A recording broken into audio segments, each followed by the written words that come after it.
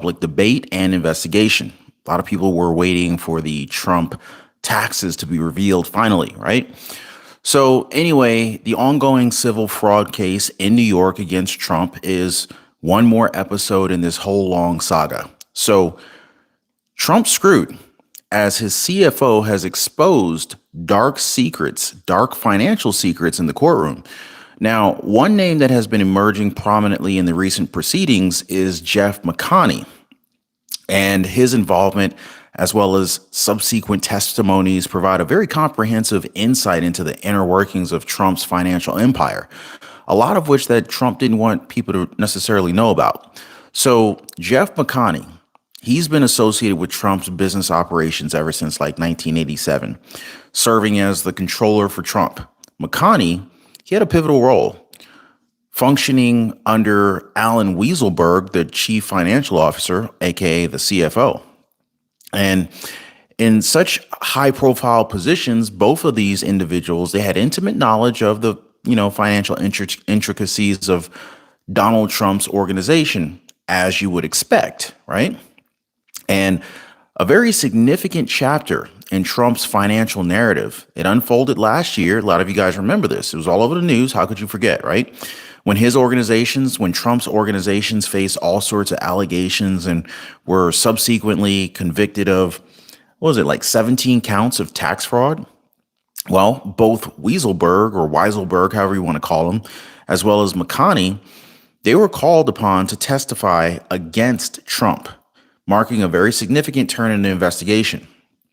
Now, we can kind of see the writing on the wall, what's coming down the pipeline. By the way, we got at least 100 people in here already.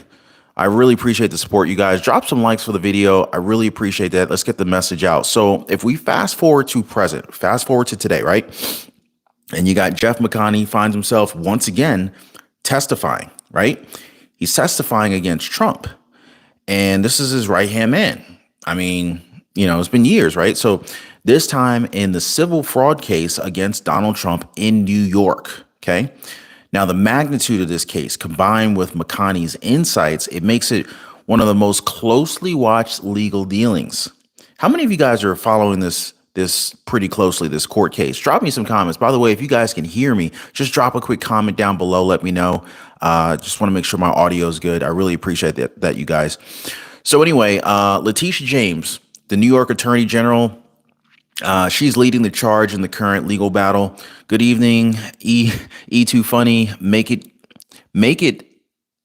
great again. Make Britain great again. I appreciate that. Leo Smith, John as Elvis. I appreciate all of you guys. So Letitia James, the New York Attorney General, she's leading the charge in this current legal battle. Now, she's recognizing the value of McConney's testimony.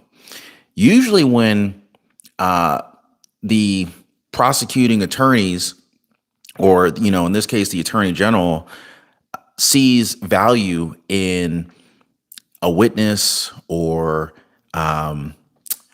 someone who's willing to provide testimony, they'll usually kind of offer some kind of something of beneficial, something that will benefit them, that would make them want to actually divulge even more information. So we're going to see how much he opens up here, right?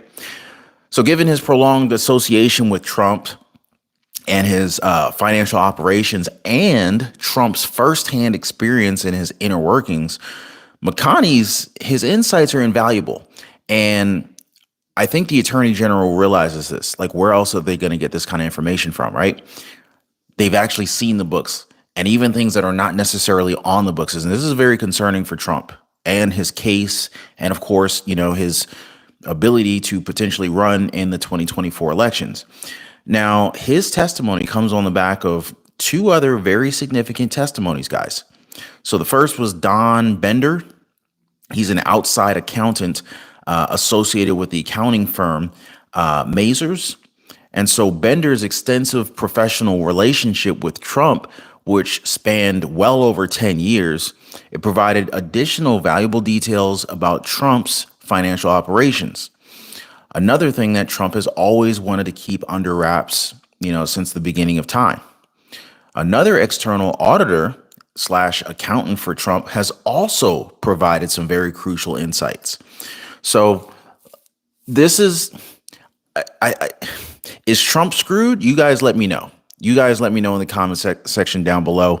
Audio is good. Thank you, Lois Meters, or Lois Meters. I don't know how to pronounce your last name. I apologize. Michael Allen, Trump 24.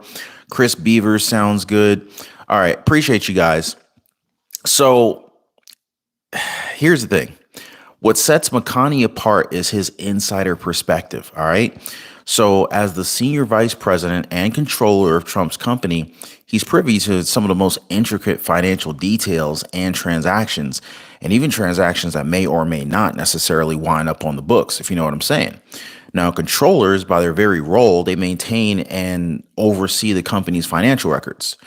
They're very crucial. They provide they have a very critical role in the company, ensuring that the financial integrity of any organization is sound, right? So McConney's earlier testimonies and other legal proceedings against Trump have already made waves. And if we think back, there's a previous case where McConney testified with immunity, providing details that essentially shook the entire foundation of Trump's defense. And at that point, many people thought that, it was just completely over for Trump. Like Trump was done, right? So he acknowledged his active participation in the tax fraud schemes. So that's pretty much just ratting out Trump. You know, Neither here nor there, but this previous admission serves as a guiding light for what might be later revealed in this ongoing civil fraud case. So, the prior acknowledgement of fraudulent activities provides pretty much a roadmap for investigators and legal experts to be able to further dive deeply into Trump's financial operations. Pretty sure he doesn't want these investigators all up in his stuff, but they're going to be in there anyway. So, in the ongoing proceedings, and by the way, if you guys are new to the channel, if you're enjoying the conversation, please drop a quick like on the video and also consider subscribing to the channel if you're new here. Visionary says, no matter how things look and how much all of the Trump haters going to hate, nothing's going to happen to Trump. All this he said, she said stuff won't go that far. I hear you. Isling Duval says America needs to turn to Jesus and accept his salvation. Okay. Nothing wrong with a little bit of faith here, huh? So in the ongoing proceedings, you got McConney's admissions, basically nothing short of, revelatory. And he's openly admitting to his involvement. So he's almost ratting himself out, right? So he's openly admitting to his involvement in the tax fraud schemes, implicating not just himself, but also implicating Alan Weaselberg, and by extension, Trump's financial empire. So I don't know if he cut a deal with the attorney general, because I'm just thinking if he's willing to rat himself out, and we've seen movies, where hey, if you rat out the bigger guys, you're just a small fry. We'll cut you some slack, maybe give you a lesser sentence, lesser reduced punishment, that sort of thing. I'm not really sure what McConney actually has potentially worked out with the attorney general, but everything's still unfolding. Now, another crucial revelation was McConney's admission about sending Trump's personal financial statements to a bank. All right. So this was done to secure a loan, indicating that the banks might have relied on potentially skewed or inaccurate financial information from Trump. Now, of course, if you lie on a bank application, if you lie about anything that essentially would provide you with some type of financial gain, it's generally looked at as being fraud. And so financial fraud, especially related to a bank, not a good look for Trump, and not a good look for his testimony. Assuming that this ends up being true, which, the investigation's still ongoing. So all of this is just kind of it's being reviewed. Let's just leave it there. Right. So some of these revelations could ultimately have a significant impact on the legal and financial implications for Trump and his organizations. Wow. So Tim Johnson says, well, they need to dig into the people and government's taxes.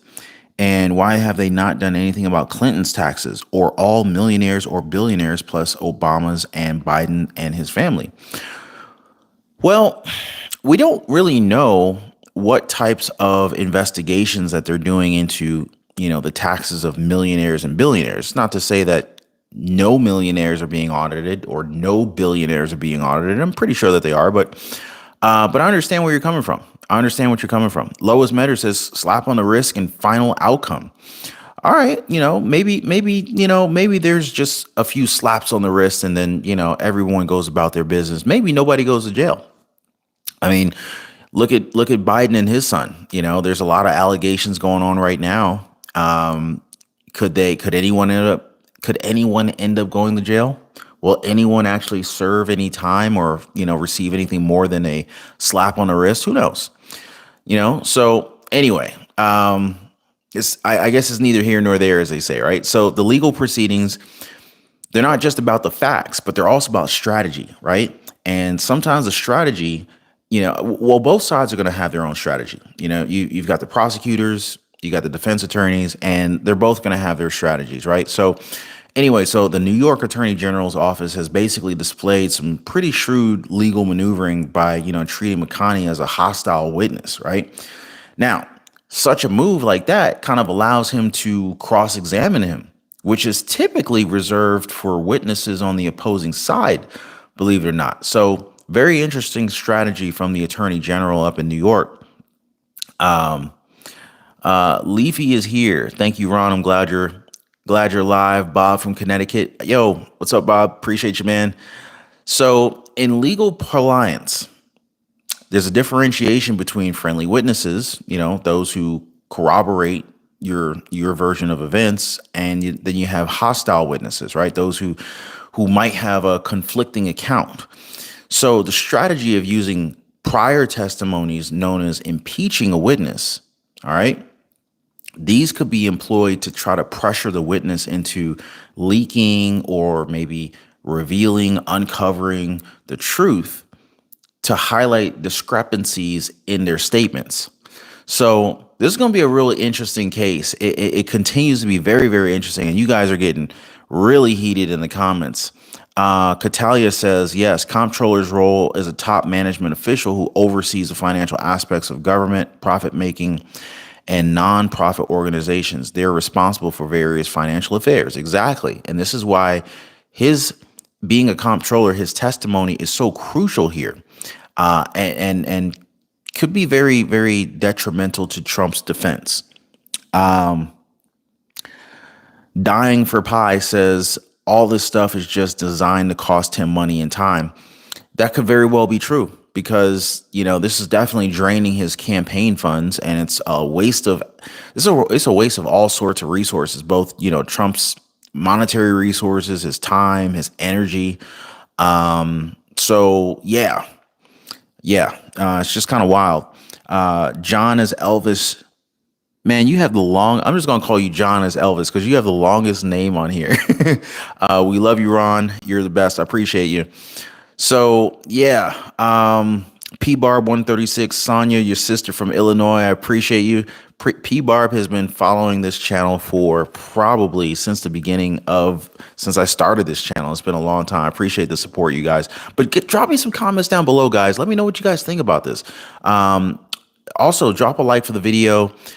Support this video and get this message out to more people because I want to know what you guys are thinking. What are you guys really thinking about this whole trial? Do you think that, these different witnesses that are coming to the stand right now are actually going to be the nail in the coffin, so to speak, for Trump? Or will Trump be able to quickly bounce back from all this? It's going to be real interesting. Very, very interesting. But you really can't ignore the timing of all of this, right? It's like, wow, like you guys could have technically you could have gone after Trump for, many different charges and whatnot years and years ago, right? But I think it's real interesting how these charges are coming out at this time, kind of late in the game and rather strategic right before the 2024 elections. Anyway, so Jeff McConney's testimony in the civil fraud case against Donald Trump, it's literally shedding all sorts of light on this intricate web of financial dealings within Trump's empire, right?